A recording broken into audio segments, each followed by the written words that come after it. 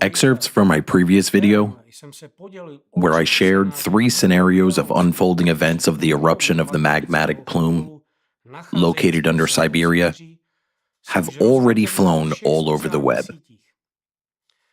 I would like to express my gratitude for the active position and commitment of those who devoted their time and efforts to translate those videos into other languages and share them on various social media platforms. Various kinds of comments and feedback about the previous video have started to reach us. Opinions vary, but one thing is certain. Information about the magmatic plume that can burst at any moment, destroying not only Russia, but eventually most of the planet, leaves no one indifferent. However, in all the buzz after my statement, attempts to drag our organization into the political field have become particularly noticeable. Some criticize and say that we are against Russia. We are for its destruction, while others say that, on the contrary, we are supposedly pro-Kremlin, pro-Putin agents who spread disinformation. Here I would like to stop and ask, are you people out of your minds? Open your eyes and look at what is happening to the climate. What does this have to do with politics? We have said many times, and I am saying it once again, ALLATRA is outside politics. And we have never considered the climate issue or any other issue from the political perspective. Politics only limits us, and, on the contrary, keeps us from doing what we should be doing, analyzing data, studying the climate, and observing the area where the giant magmatic hotspot is located.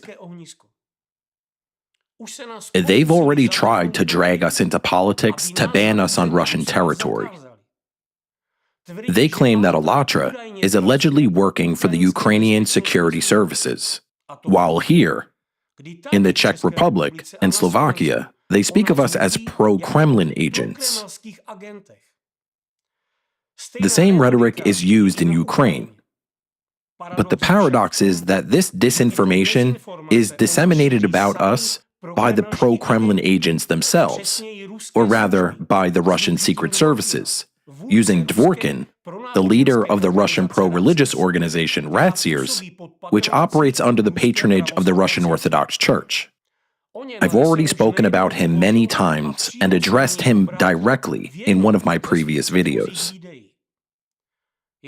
He's a man who, in the fight for power, in promoting the ideology and superiority of one nation over another, and one religion over all others, has achieved such changes in the Russian legislation which now cause millions of people to suffer both in Russia and around the world, including ALLATRA volunteers. Not only his agents who have infiltrated government authorities, but also law enforcement agencies are committing absolutely inadequate, illegal, and unconstitutional actions on his commands. We know this from the agents themselves who, during searches of our former participants, break into homes of innocent people without warning, force women to lie face down on the floor, or grab men by the hair, exposing their faces to the camera like the worst criminals, and then ask, "Why do you dislike Alexander Dvorkin so much? He's such a respected man in Russia." Former volunteers of ALLATRA are not only subjected to severe persecution by Russian security services, but also publicly dehumanized and harassed. Fabricated criminal cases are brought against them. Moreover, authorities now want to make the organization look extremist. And all of this is only because we once told the truth about the climate and published excerpts from the climate report. Just because in the closed part of the report, there was information about the climate threat directly to the Russian territory. For this inconvenient information for the Russian regime, we were branded as sectarians and cultists. Such a yellow star of modern times, the favorite tool of the Nazis, which in its time became the beginning of genocide of the Jewish people. Let alone Russia with their reviving Nazism under the leadership of Dworkin. But why do you support it? After all, if you react to this kind of Russian disinformation and support it, you are already complicit in the destructive ideology of this country and are actually a part of the totalitarian regime. Do not mock common sense, and do not dishonor yourselves and your own intelligence. Just stop and think, why do they act this way? And why are they so afraid? Do you really think that Kremlin agents simply went crazy and started persecuting innocent volunteers? Are we a competitor to orthodoxy and Putin's power, or what? We're not talking about politics at all. Are we discussing whether Russia is good or bad? No. And we're not discussing whether Putin is good or bad. We're not attempting to encroach on those territories at all. On the contrary, we are talking about how to save them with minimal damage. Let's face the truth of what is threatening all of us. There is a territory with a magmatic plume under it. It's a flow of magma rising from the Earth's depths towards the surface. All of that is confirmed by analyzing and monitoring data.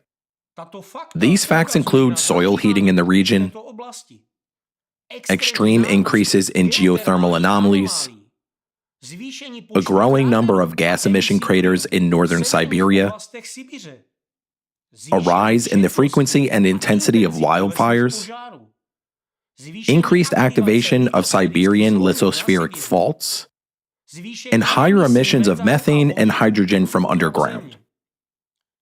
All of these indicators unanimously point to the fact that the current dynamic warming of Siberia,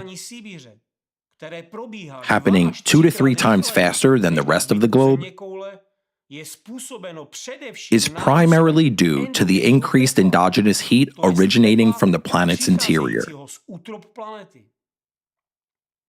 The main threat of this region is that if magma, which is currently actively rising from the Earth's depths in this area, reaches the crust, it can lead to a destruction not only of Russia, but of the entire world as we know it, because this kind of disaster would trigger a chain reaction of events, rendering conditions on Earth unlivable. Yes, other scenarios can precede the Siberian magmatic plume eruption,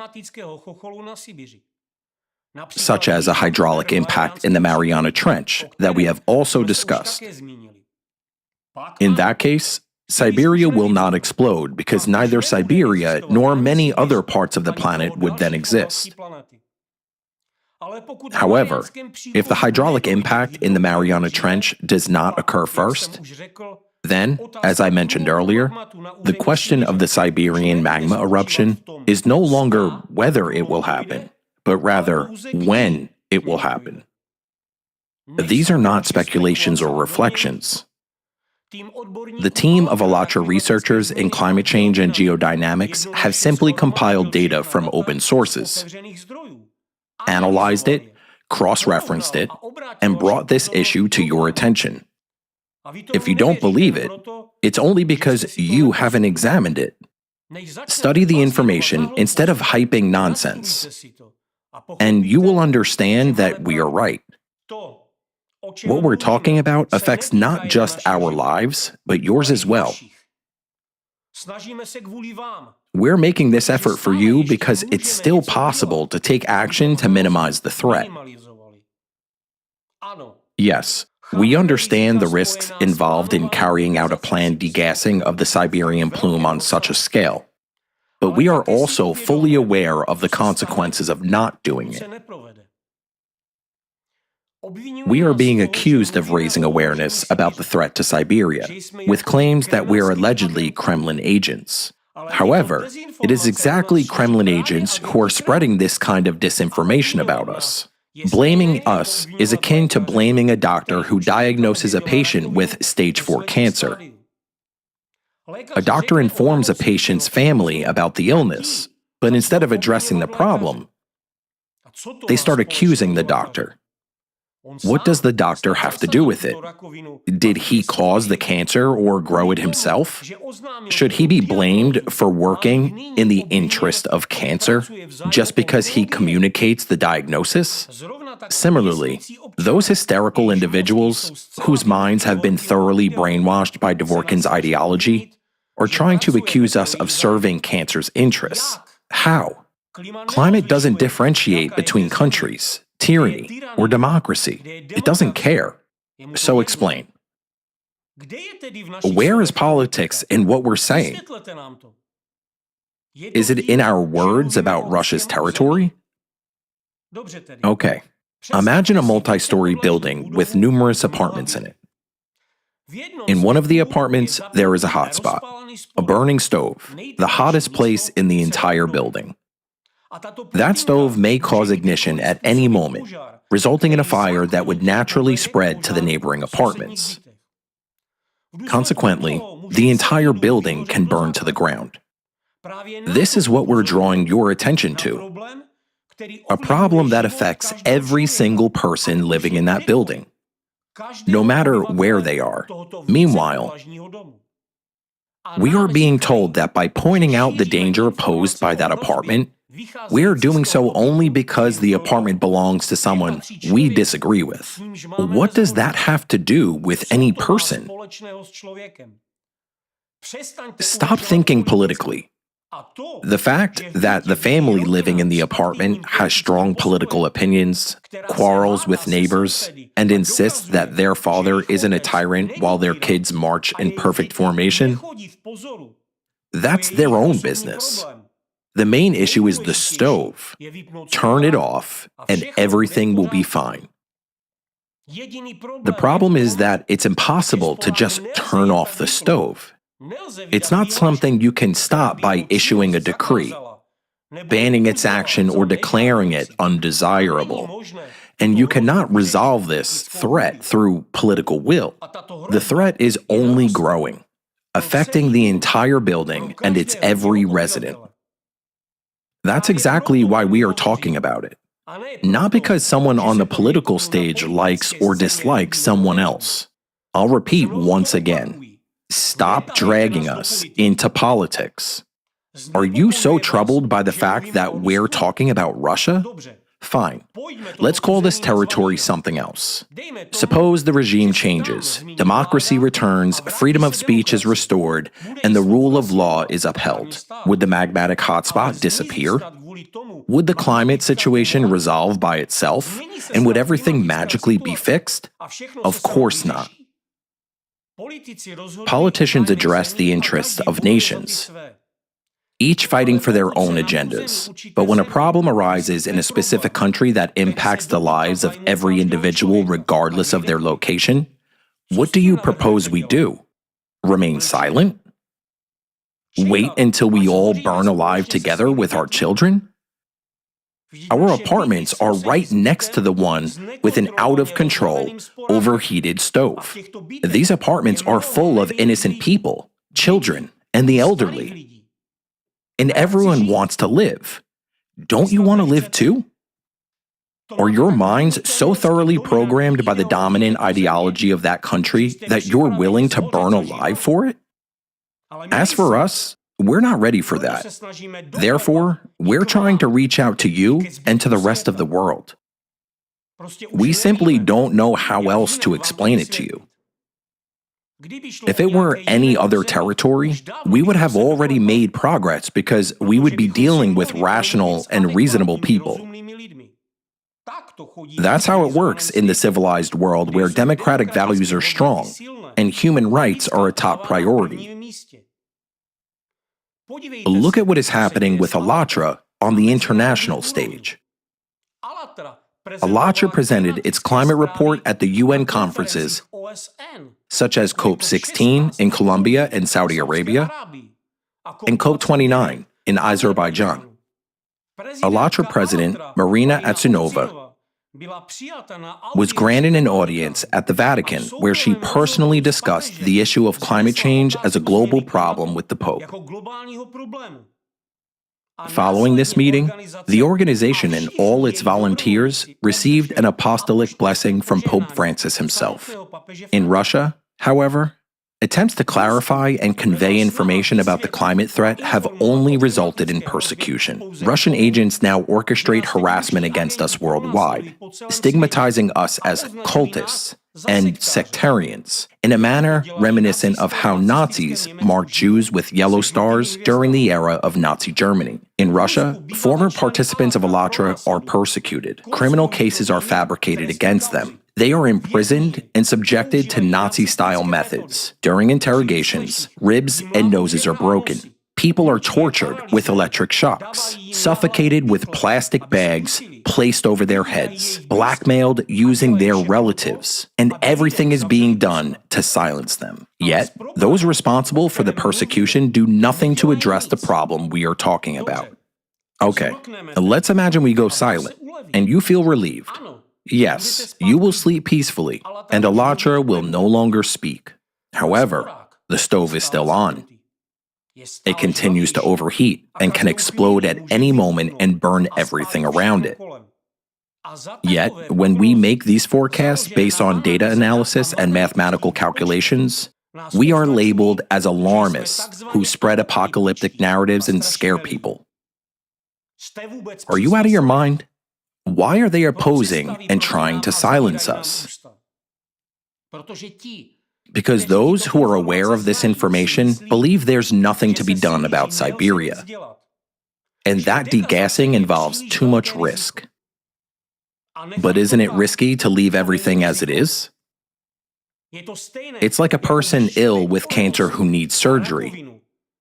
But instead, doctors would say, maybe it will go away on its own. Let's not operate on him and not tell his family. Meanwhile, when a doctor points out that there's a problem and a chance to save the patient, people start yelling at the doctor as if it's his fault. Please understand, it's not us who turned the stove on. It's not us who created this hotspot. We simply came to see it and pointed out the problem. In this case, we are mere observers. We see what is happening and report on it. These are real data and real facts. Verify them if you have doubts. We always reference studies by scientists and experts from across the globe. Use data from open sources and climate monitoring stations. Compare this data and draw conclusions based on analysis. That's not our data. It's just basic mathematics, physics, and facts. The facts that speak for themselves. Yet, some people say, there's nothing we can do about it. Why are you telling us this? Why are you scaring us? Are you idiots? What do you mean there's nothing you can do? Unwillingness is one thing. But what do you mean saying you're ordinary people? You live in this house, and you need to understand and know where the threat is coming from and what can be done to save your life and the lives of your family. If an apartment next to yours is on fire, and you say, don't tell us about it, I don't want to hear it, we don't have a fire, that doesn't remove you from the problem. We are telling you this precisely for you to understand that the fire won't extinguish itself, and immediate action must be taken. The least you can do now is learn how to act in the events of floods, storms, high winds, earthquakes, or hurricanes. Make sure you have an emergency kit with all the essentials ready. And do not blame the authorities for not providing help. In fact, in most cases, during the first 2 or 3 days after a natural disaster, People are left on their own. What else do you expect if nothing is organized? If you're not prepared, that's your responsibility. Right now, it is crucial to start learning and teaching others how to act during disasters. Those who already are doing this are commendable. If you do not panic and know how to act, it can save your life and the lives of other people. And it's also important to remember that there's no place on Earth where the climate is guaranteed to remain stable and peaceful. Therefore, you should be prepared, no matter where you are. Do you think we're not afraid after all the years of studying the climate situation on the planet? After realizing that the progression of natural disasters inevitably aggravates every year, and understanding the threats posed to us and our children by the eruption of the Siberian Plume? If we weren't afraid, would we be doing what we are now doing? Would we be telling the truth and enduring such harsh persecution? Or do you think we enjoy having tons of slander thrown at us, walking around with yellow stars pinned on us, watching democratic principles crumble before our eyes, and seeing our rights trampled on? And all of this is done by agents who work for Russia. While the media publicly accuse us of political bias, of supposedly being pro-Russian. Does no one see this? Does no one care? Just so that we remain silent, right? If you want to silence us and claim that we're wrong, then at least do it in a more respectable manner. Provide reasoned arguments. Carry out an international study of Siberia. Involve researchers. And then openly declare that what we're saying is not a threat, that everything is fine. However, despite the fact that we've had no access to data from the region for over a year, even the external signs make it obvious that the area is only heating up more, and the situation is not improving in any way. From a scientific point of view, mathematical calculations indicate that all of this is leading to a catastrophe. Are we supposed to ignore this and pretend that everything is fine? Based on what? If the climate is getting worse and worse each year. Since ALLATRA has been driven out of Russia, and there's no longer a mechanism to mitigate disasters in that region, the climate situation worldwide has worsened. See for yourselves. Now, every month breaks the records set by the previous month. Temperature anomalies. Heat waves are becoming more frequent, longer, and intense. In 2024, they broke every possible and impossible record. Starting in late May, the city of Phoenix, Arizona, USA, endured 113 consecutive days of exhausting heat, with temperatures exceeding 37.8 degrees Celsius. This is a new record in the entire history of observations, surpassing the previous record of 76 days, set in 1993. During the next heat wave, which struck the city in September, Phoenix Sky Harbor International Airport recorded daily heat records for 21 consecutive days. In June, a tragedy struck Saudi Arabia caused by extreme heat and high humidity. During the Hajj pilgrimage in Mecca, the unbearable heat claimed the lives of at least 1,300 people. This year also saw an increase in the phenomenon known as tropical nights, where nighttime temperatures do not drop below plus 20 degrees Celsius, preventing both people and ecosystems from recovering.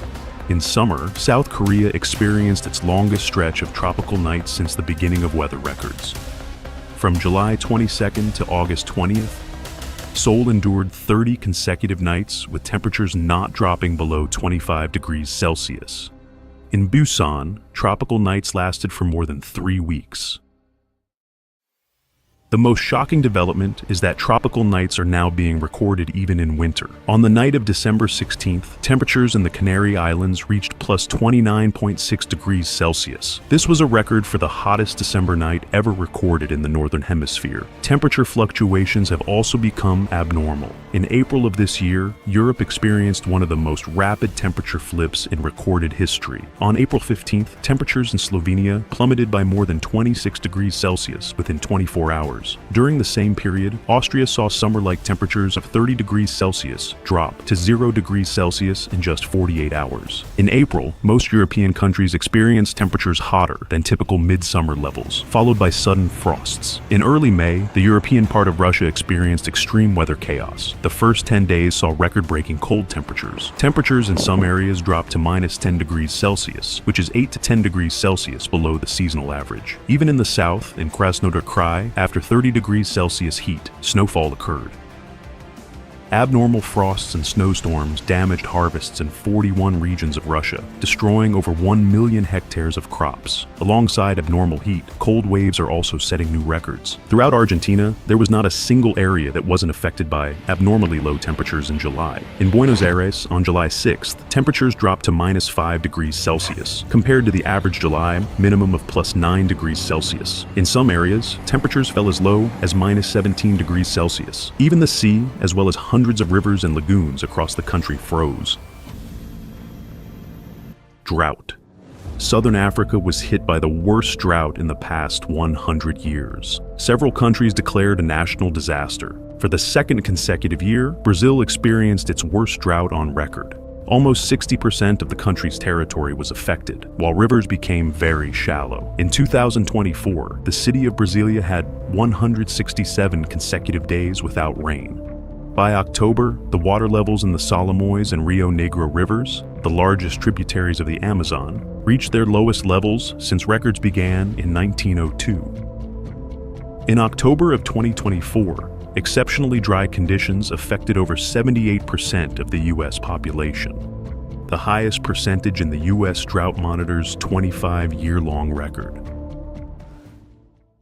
Wildfires. The state of Roraima in Brazil is known for its rainforests and humid climate that typically prevent natural wildfires. However, in February this year, more than 2,000 active fire outbreaks were recorded there, 5 times the average for this time of year. In May and June of this year, the Pantanal, the planet's most extensive tropical wetland system, saw a 10-fold increase in the scale of fires compared to last year. The fires scorched approximately 1.5 million hectares, inflicting massive damage to ecosystems, particularly in Bolivia and Paraguay. Wildfire season in the U.S. traditionally peaks from June to September. But in 2024, fires had already destroyed nearly 568,000 hectares by February, setting a new national record for the month. In Canada, large wildfires began as early as March, fueled by so-called zombie fires, smoldering fires that survived under the snow from the previous season. The 149 cases reported this winter marked an all-time high. Southern Europe experienced its worst wildfire season on record. In August of this year, there was a dramatic increase in the area burned by wildfires, with the majority of the damage occurring within just 1 week. This dramatic surge was primarily driven by severe wildfires in Africa, where some 22 million hectares were burned in a single week, accounting for 80% of the global burned area during that time. During the first 9 months of 2024, Russia's Zabaykalsky Krai recorded its largest wildfire area in 15 years. Fires scorched 2.5 million hectares of land. Tornadoes. Over the past few decades, the average annual number of tornadoes in Europe has increased more than 18 times.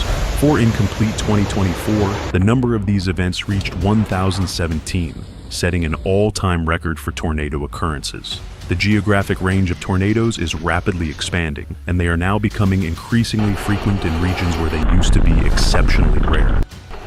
In Shandong Province, China, the National Climate Center reports an average of 1.5 tornadoes per year. However, on July 4th to 5th, 2024, at least 3 tornadoes swept through the province, several times the annual average. The tornadoes moved at high speeds, uprooting trees, ripping off roofs, and overturning vehicles. As a result, 5 people died and 83 were injured.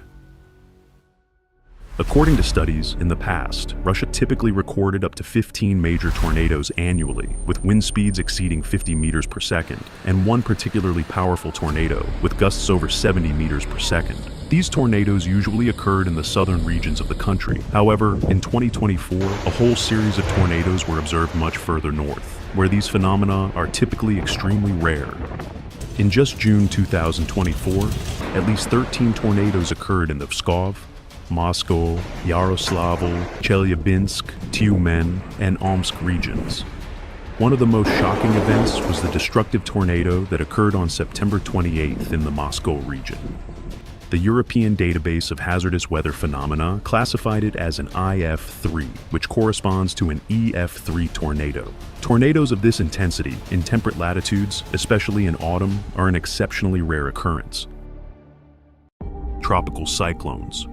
Tropical hurricanes, like many other natural disasters, have their own seasonality. Recently, especially in 2024, the hurricane season has been losing its usual boundaries and is becoming increasingly unpredictable. In the Atlantic, the hurricane season runs from June 1st to November 30th, with peak activity in August-September. However, in June 2024, an extremely powerful hurricane formed at the beginning of the season, Hurricane Beryl. In the Atlantic Ocean, it became the only Category 4 tropical cyclone to form in June, and the earliest Category 5 hurricane on record. 12 out of 18 for the season. Named storms in the Atlantic formed after the climatic peak of the season in early September. 7 hurricanes formed after September 25th, the largest number for this period. Normally, by November, hurricane activity declines, and according to the statistics from the National Oceanic and Atmospheric Administration, NOAA, no more than 1 tropical storm forms in this month, with only 1 storm in 5 years reaching Category 3 or higher. However, in November 2024, 2 destructive events occurred: a tropical storm and a Category 3 hurricane. According to recent studies, in 2024, due to the rising ocean temperatures, the intensity of all 11 tropical hurricanes in the Atlantic increased, and their maximum wind speed increased by 15 to 45 kilometers per hour. This resulted in 7 hurricanes reaching a higher category, and 2 tropical storms becoming hurricanes. Category 4, Hurricane Helen hit the state of Florida, USA, on September 26, 2024. It became the most powerful hurricane to strike Florida since record-keeping began. The deadly storm claimed the lives of at least 230 people across 6 states. According to the National Hurricane Center in North Carolina, Helen caused the most severe flooding in the region in the last 100 years. Less than 2 weeks later, another powerful hurricane, Milton, struck the state of Florida. Its intensification rate was one of the highest ever recorded in the Atlantic Ocean. It took just over 12 hours for it to intensify from Category 1 to Category 5, the highest level. Other anomalies have also been observed in the characteristics of hurricanes. On October 19th, Category 1, Hurricane Oscar hit Great Inagua Island in the Bahamas. No forecasting model predicted that Oscar would become a hurricane, making its development a surprise. Experts noted its unusual feature. It became the smallest hurricane on record, with a wind field radius of only about 9.5 kilometers. While most hurricanes have wind fields ranging from 40 to 240 kilometers. On September 23rd, the zombie Hurricane John became a true nightmare for the people of Mexico. After almost dissipating and moving into the ocean, it unexpectedly strengthened and struck the country again. In 2024, hurricanes increasingly made landfall in atypical areas, previously considered protected from such phenomena. In the history of observations, only 3 hurricanes have hit the Mexican coastline near Acapulco, 2 of which occurred within 12 months. Hurricane Otis in October 2023 and Hurricane John in September 2024. In October, Creighton became the first typhoon in 47 years to strike the large port city of Kaohsiung, with a population of more than 2.7 million located on the western coast of Taiwan, a region where typhoons rarely make landfall. The energy provided by the overheated ocean is making these storms extremely powerful. Furthermore, their slow movement over land leads to catastrophic amounts of rainfall. Typhoon Yagi had an unusually large outer radius and remained at super typhoon strength for an extended period. almost 64 hours. It brought an enormous amount of rainfall to Vietnam, where the aftermath led to the deaths of at least 300 people, with hundreds more injured.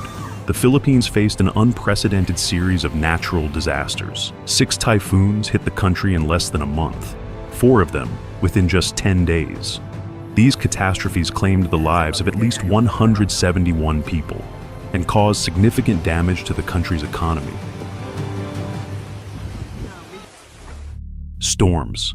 Storm Boris wreaked havoc across Central and Eastern Europe for several days, claiming 27 lives and causing massive destruction in the region. The storm became trapped between 2 high-pressure systems, which is why it lingered in one place for so long, dumping an enormous amount of rain. For example, in some areas of the Czech Republic, over 460 millimeters of rain fell in just 4 days, exceeding the half-year's worth of precipitation. According to a climatologist, parts of Central Europe have never recorded a weather event like this, not just in September, but for any month.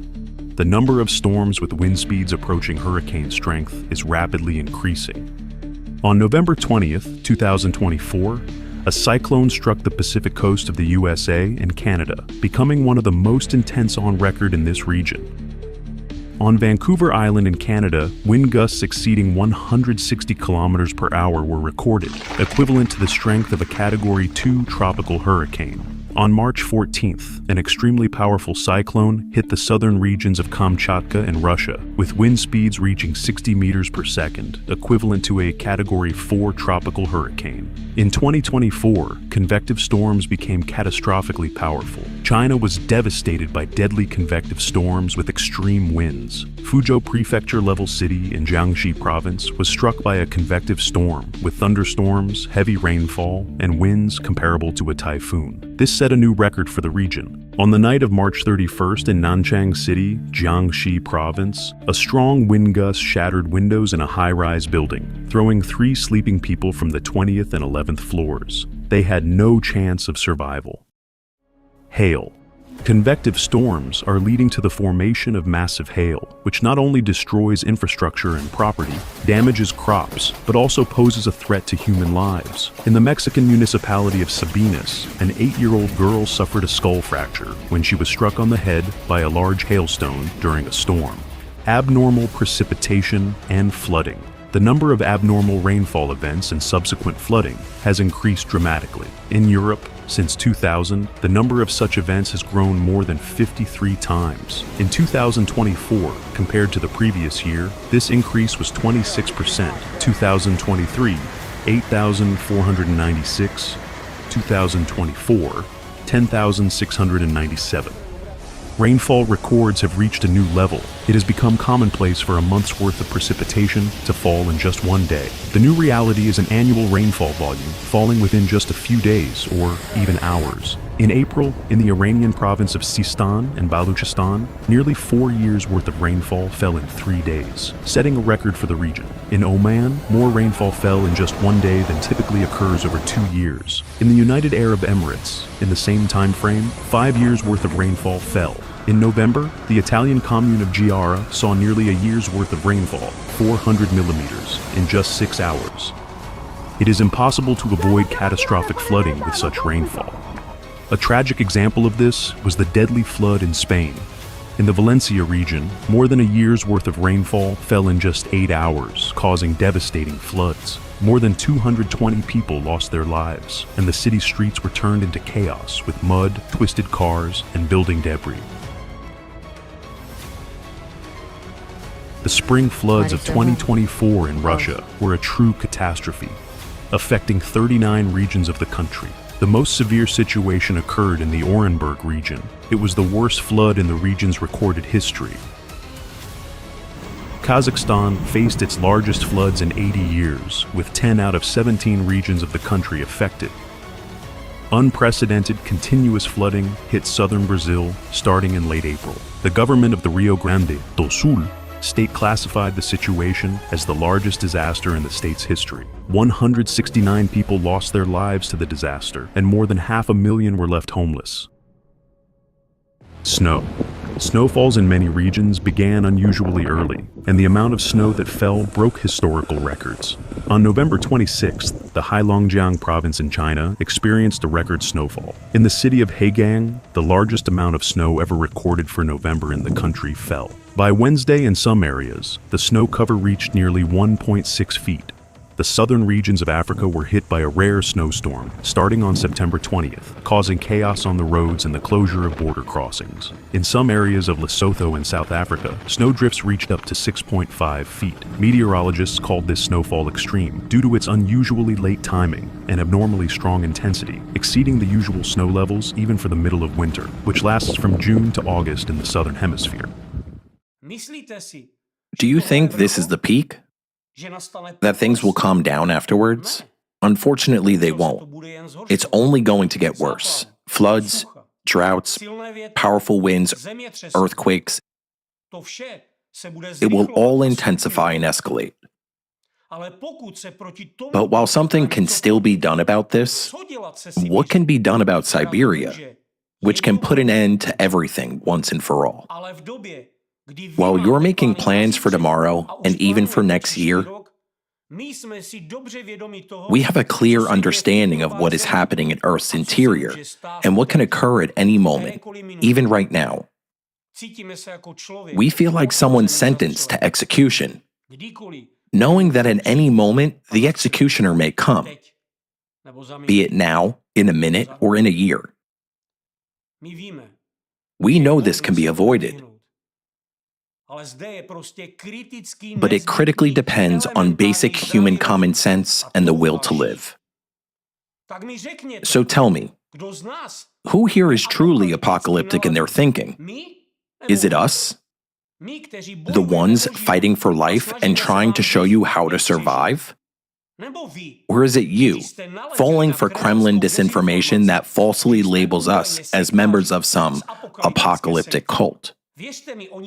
Believe me, they have something to protect. The fact that they hide our information, ban it, and persecute us globally means they have something to hide. If they were confident that everything in Siberia was fine, that there was no rapid soil heating, and certainly no threat of a mantle plume rupture, who would even care about us? They could simply provide the public with open scientific data on this issue and prove that the problem we're discussing regarding Siberia simply doesn't exist.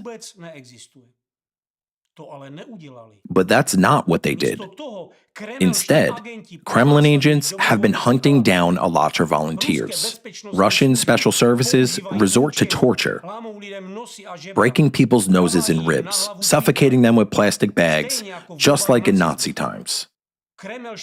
Those Kremlin agents pursue us not only in Russia, but also in Ukraine and other countries, under the guise of anti-cult activities. While in reality, they're simply trying to prevent the truth of what we're saying from being confirmed.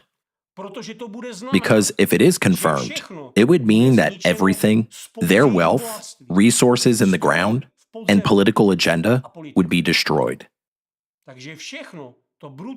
So, all this brutal persecution, is it really because we allegedly tried to get hold of their resources? What resources are we talking about here? Excuse me, I'll put it straight. I couldn't care less about your resources or your country. Live as you please. What I do care about is that trouble and catastrophe from your territory can spread here. That's what I cannot ignore. I have children, grandchildren, and I want to live. I don't want to burn alive. I don't want the world to turn into the epicenter of a nuclear explosion like Hiroshima. You know, it feels like the world is now divided into two groups. Rational, reasonable people who share the Vatican's perspective on ALLATRA, and those who have been subjected to destructive conditioning by the Nazi ideology of Dworkins and the Kremlin's agents. They are trying to hold onto their resources, but in the end, everything will burn. So who will eventually get them? It's like being offered $1 billion. Imagine that. A whole billion, entirely yours. But in the morning, you'll have to give your life for it. You'd say, what's the point of having $1 billion if I'm gone by morning? That's exactly the situation with Russia's resources. It's terrifying to think about what's going on in people's minds. They are willing to sacrifice their lives and even their children's lives for an ideology of some absurd nonsense, all so that someone can hold on to their power, their royal lifestyle, and their cozy, warm bath.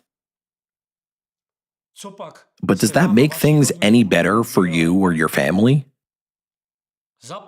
Bring common sense back. Right now, everyone is focused on the survival of their nations, on political decisions, and on figuring out how to live tomorrow. But how will you live tomorrow when the situation in your home is such that at any moment, the apartment with the overheated stove may catch fire? If this begins to happen uncontrollably, it will be impossible to stop. Yes, we've said that there is a way to make the process of the mantle plume rupture beneath Siberia controllable through a planned degassing, with minimal damage to Russian territory and a carefully managed, safe evacuation of people. There is already global experience in this field, and many scientists have studied and applied similar methods in practice. Yes, this is a chance, but no one wants to take it. No one wants to think in this direction. The feedback we've received from people, unfortunately, is far from reassuring. But at the very least, we could start thinking in this direction and study the issue in greater detail. That is why I reached out to Dworkin, asking for data on Siberia and access to monitoring sensors. In fact, what else can we do if there's no one else to turn to? Yes, this man has brought Russia to its knees, influenced its constitution, and promoted his mutated ideology of Nazism and theocracy not only within the country, but he also created an entire network of agents spreading this ideology successfully across the globe. Yet, now the question is about survival of all humanity, and I reached out to him, hoping that rationality within him would outweigh his thirst for power. He built an empire and wants to conquer the world. But even the empire he has now can be lost very soon.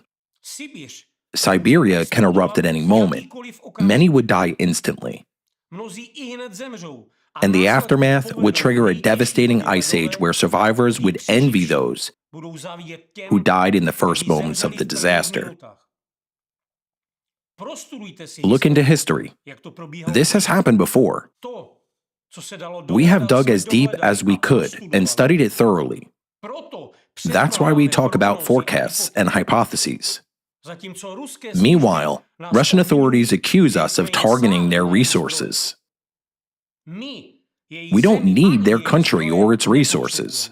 We're simply pointing out that there's an active, overheated stove there that can ignite and cause a planetary-scale catastrophe. However, we are also being told it's not your concern. It's in someone else's house. But doesn't this threaten all of us?